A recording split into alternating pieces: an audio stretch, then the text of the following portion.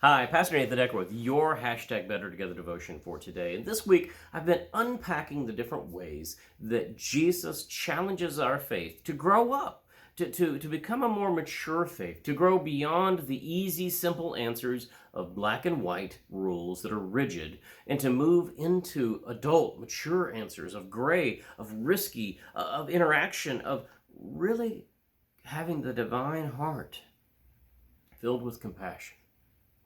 So one day Jesus is asked about divorce. He says, is it just for a man to divorce his wife? And Jesus gets all upset at this. I mean, just tremendously upset. He says it was because of your sinful hearts that Moses gave you this law. Notice that he says Moses gave this law, not even God. He's not even going to go that far. He's literally calling out part of the Bible and saying, that's not God. Because a man could write simple, I no longer want to have this relationship. And that would be considered an act of divorce in this day. It was an unbalance between men and women. It viewed women as secondary, as citizens, as creatures of God. They weren't viewed equally. And Jesus rejects this. You see, we often, in our modern day even world, we want rigid rules to follow. We want to know, and this is from the very get-go as children, we're told and taught this. Doesn't even have to leave the household to do so.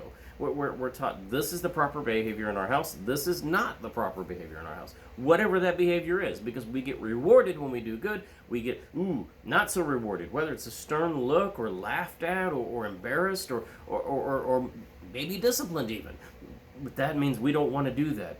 And this kind of child upbringing, which all of us are going to go through, creates in our minds that there are good things and there are bad things. And we begin very quickly going, good guys wear white hats and bad guys wear black hats. And there's all kinds of other nasty ways that we have this immature faith.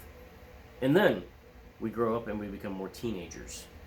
This is the part that most of us in our faith walk really need to work on. We need to go through a spiritual puberty that brings us out of the rigidness of that child faith and into the adultness of compassionate faith. You see, Jesus was fond of saying things like, you have heard it said, but I say to you. You've heard it said, you shall not murder. But I say to you, if you've called someone an idiot, you've already murdered them in your own heart. Ooh. He's raising the bar of what it means to be a holy people, but more than that, he's also raising the bar of what it means to follow the law. The law was not intended, as Paul writes in the book of Romans, the law was not intended to be that which held us captive, but it became that which enslaved us into captivity. It was meant to be a school teacher, to guide us and lead us to be a community of faith, to show us what it meant to be the people of God. But instead, we used it to beat each other over the head. Take the Sabbath law. The Sabbath laws are the laws within the Old Testament that prohibit the act of work on the Sabbath. Well, fast forward that to Jesus' day, and there were all kinds of definitions and arguments for and against what was work, what was not work.